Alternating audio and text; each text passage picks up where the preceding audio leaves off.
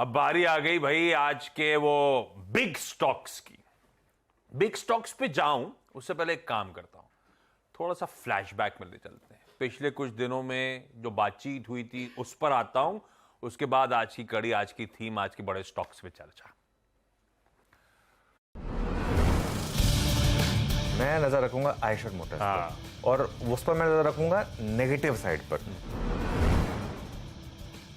कल जो लॉन्च हुआ है ना हार्ले और हीरो की बाइक का, अब तक तो हार्ले की बाइक मेरी जेब से बाहर थी, मतलब पहुंच से बाहर थी।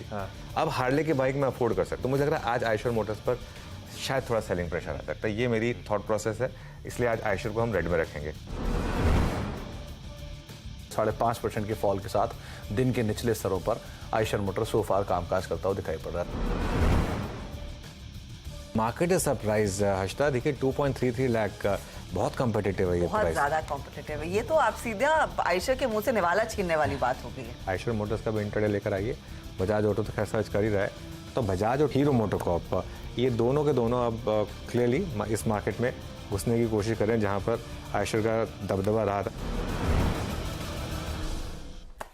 भाई साहब, जिस दिन हीरो मोटोकॉर्प की उस बाइक लॉन्च की अपडेट आई थी, शाम को आई थी 7:30 बजे, हार्ले डेविडसन की जो बाइक हीरो मोटोकॉर्प ने लेकर आए थे, पूरा गांव हीरो मोटोकॉर्प पे फोकस कर रहा था अगले दिन, और इस प्लेटफॉर्म पे चर्चा हुई थी आयशर मोटर्स को लेकर। और वो उस दिन, मतलब परसों की कहानी और कल तक आयशर मोटर्स की क्या गति हुई है वो जरा स्क्रीन पर आ जाएगा, दिखाइएगा। आज के बिग स्टॉक्स में क्या ये सारे premium two wheeler manufacture, premium तो नहीं है लेकिन अब उस कैटेगरी में जाने की कोशिश करते हुए ये सब रडार पे क्या? आज मैं सिर्फ स्टॉक के बजाय इस पूरी थीम को डिस्कस कर रहा हूं, क्योंकि अब लोग जानना चाहते हैं कि चलिए वो थीम, वो ट्रेड तो प्ले आउट हो गई, आयशर वाली प्ले आउट हो गई, हीरो की अपसाइड पर प्ले हो गई, अब क्या करना है यहाँ से। तो मैं पूरी की पूरी टू व्हीलर थीम पर फोकस कर रहा हूँ। यहां से भी मुझे लग रहा है जो इस सेगमेंट में विनर के जो सबसे ज्यादा चांसेस हैं वो हीरो मोटोकॉर्प में। और हीरो मोटोकॉर्प मुझे लग रहा है कि अब इस सेक्टर में रिस्क रिवॉर्ड वाइज सबसे ज्यादा है। 2 दिन चल चुका है हीरो मोटोकॉर्प, हो सकता है प्रॉफिट टेकिंग आ जाए। ये बात मैं ये नहीं कह रहा हूं कि आज आप खुलते ही अगर और एक और गैप अप हो जाए तो आप इसको चेस करें। मेरा व्यू अब यहाँ से मैं अगले 6 महीने से 1 साल की अब चाल बता रहा हूँ, उसको 6 महीने से 1 साल के बाद हम रिविजिट करेंगे। अगर गलत पड़े तो अलग बात है। मेरे हिसाब से यहाँ से सबसे जो स्ट्रॉन्ग स्टॉक रहेगा वो हीरो रहेगा। यहाँ पर वैल्यूएशन कंफर्ट है आशीष, यहाँ पर डिविडेंड प्ले है, प्लस यहाँ पर मल्टी ईयर बेयर मार्केट के बाद ये बाहर आ रहा है। हीरो प्लस हार्ले की जो जोड़ी है वो बहुत अच्छी लग रही है। अच्छा, मैं जिसने मुझे बाइक छोड़े हुए हो गए हैं आज की डेट में 16 साल से मैंने बाइक पे हाथ नहीं लगाया, क्योंकि वो एक एक्सीडेंट हुआ था उसके बाद से छोड़ दी थी बाइक चलानी, लेकिन मैंने तक बुक किया ये, ठीक है। मैं एक एग्जांपल दे रहा हूँ। तो मुझे लग रहा है कि बुकिंग के जब नंबर आएंगे ना, अच्छा बुकिंग में एक चीज समझिए आप, ये जो बुकिंग नंबर है ना, 5,000 रुपए देख के आप बुक कर सकते हैं, और उसके बाद आप डिलीवरी ना लें तो आपको 5,000 के 5,000 वापस मिल जाएंगे। तो ऐसा नहीं है कि ये जो नंबर हैं ये एक्चुअल सेल्स होंगी, इस चीज को समझिए आप। लेकिन इससे क्या होगा ना, ये जो नंबर आएगा, जब भी बुकिंग का नंबर आएगा, उससे एक माहौल बनता है कि अरे इतने लोगों ने बुक कर ली। ये बुकिंग नंबर वैसे मतलब कोई बहुत, मतलब ठीक है ऑब्वियसली बहुत लोग बुक करेंगे, लेकिन उसमें से कितनी ट्रांसलेट होंगी एक्चुअल उसमें डिलीवरी में, वो बात की बात है। लेकिन बुकिंग नंबर तो बहुत शानदार आएगा, उसमें मार्केट की नजर आएगी। सेकंड नंबर पर मेरे ख्याल से रहेगा बजाज ऑटो, क्योंकि बजाज की भी जो प्राइसिंग थी वो काफी अट्रैक्टिव रही है। लेकिन ट्रायम्फ वर्सेस हार्ले में आप फिर भी हार्ले को प्रेफर करेंगे, मतलब ये मेरी थॉट प्रोसेस है। और लंबे समय के बाद बजाज ने एक अच्छी कीमत रखी है। बजाज के साथ प्रॉब्लम ये रही थी कि इनकी जब भी बाइक्स वगैरह आती थी, एक पहले वो एवेंजर लेके आए थे, वो मतलब उन्होंने इतनी बेकार प्राइसिंग कर दी थी उसकी कि कोई मतलब ही नहीं था उसका, ठीक है।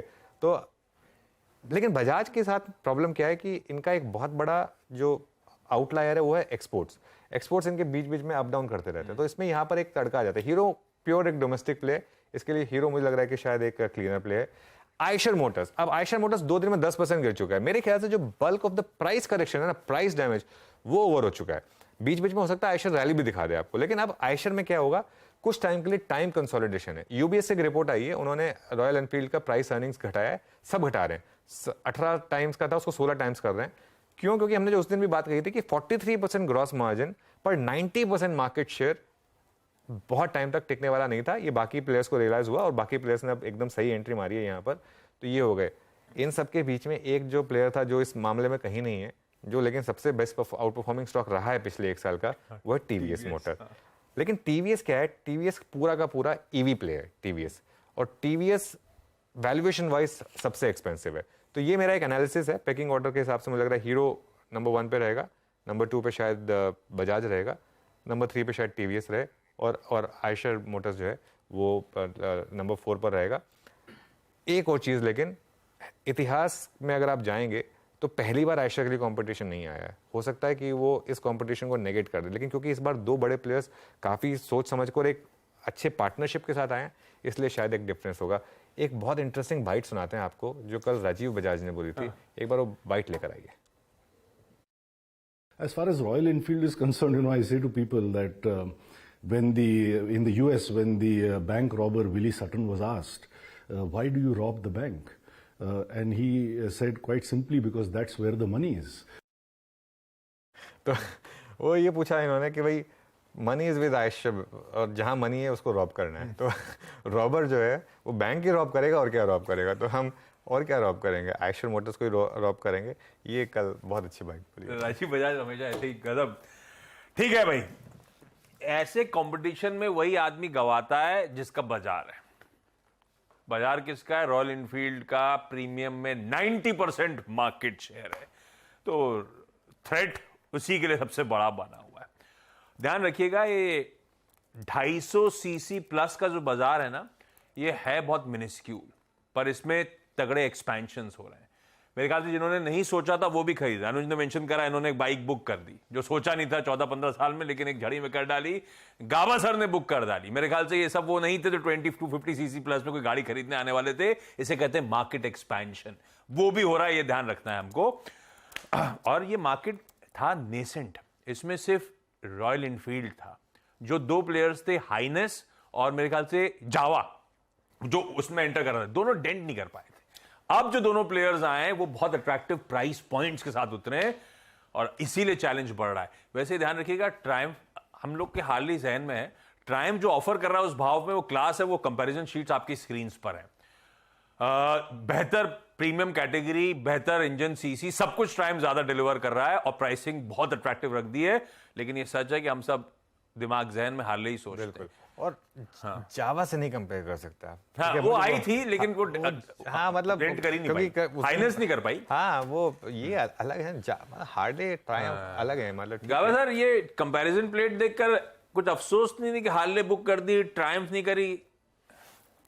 नहीं, ऐसा कुछ नहीं है। मैं इनफैक्ट मैं डिक्लेयर करना चाहता हूँ, ये गाड़ी जो मैंने बुक की है बिकॉज ऑफ अनुज ने मुझे इंस्पायर किया। ये बात मैं बता दूं, मुझे अकेला नहीं किया, काफी लोगों को इंस्पायर किया होगा। उन्होंने कहा कि मैं कर रहा हूँ, अच्छा मैं भी करूंगा इस बार। तो मुझे रॉयल्टी मिलनी सोचा नहीं था, ध्यान थोड़ा भी नहीं था। अच्छा हुआ कुछ स्कूटरेट बुक नहीं करा, फिर आया था उसमें जोश में स्कूटरेट लेके घूम रहे होते। अच्छा, फिर तो हीरो से मुझे रॉयल्टी मिलनी चाहिए। हाँ, रॉयल्टी मिलनी चाहिए। और गावस्कर, ये हार्ले जो यूएस में फोटो आती है ना, वो खूब टैटू वैटू लगा के लेदर जैकेट पहन के लोग होते हैं। टैटू वैटू बनवा रहे हो क्या बाइक डिलीवरी से पहले? नहीं, ये बस अभी हार्ले यहाँ पर रखिए। अच्छा, फीलिंग अच्छा हो गया सिर्फ बुकिंग करने से। अब हाथ में आई भी नहीं। एक बार मैं गया था इनके शोरूम पर, तो मैंने इनसे पूछा can I sit on the bike, तो उन्होंने बोला ओके सिट। तो मैंने बैठ के देखा था। जब दाम पूछा तो बोला नहीं खरीदना है, यूज तो करता नहीं, इतना खर्चा करके क्या करूंगा। लेकिन कल दाम देकर बिल्कुल, और अनुज ने बोला मैं कर रहा हूँ, मैं भी करूँगा। बस thank you Anuj. Thank you Gavaskar. ये हो गया। अब ये रॉयल्टी कौन देगा इस केस में? वो हार्ले देगा कि हीरो मोटोकॉर्प देगा? हीरो ही देगा, हीरो को देनी चाहिए। हीरो को देनी चाहिए। ठीक है, तो भाई हम लोग रिक्वेस्ट भेजते हैं। बता दें कि मनी कंट्रोल पर दिए गए विचार एक्सपर्ट्स के अपने निजी विचार होते हैं। वेबसाइट या मैनेजमेंट इसके लिए उत्तरदायी नहीं है। यूजर्स को मनी कंट्रोल की सलाह है कि कोई भी निवेश निर्णय लेने से पहले सर्टिफाइड एक्सपर्ट की सलाह लें।